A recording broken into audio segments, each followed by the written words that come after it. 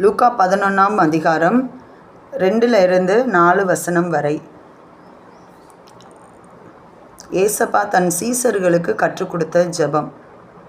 அவர் ஒரு இடத்தில் ஜெபம் பண்ணி முடித்த பின்பு அவருடைய சீசரில் ஒருவன் அவரை நோக்கி, ஆண்டவரே, யோவான் தன் சீசருக்கு ஜெபம் பண்ண போதித்தது போல நீரும் எங்களுக்கு போதிக்க வேண்டும் என்றான்.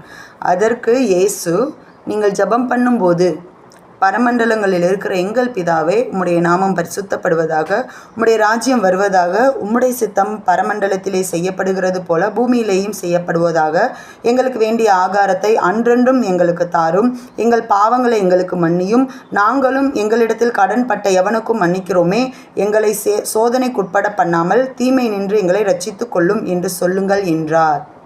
இதே ஜெபத்தை நம்மளும் ஒவ்வொரு நாளும் செய்யணும். இது ஏசப்பா கற்றுக் கொடுத்த ஜெபம். அதனால் நம்மளும் செய்வோம். கர்த்தர்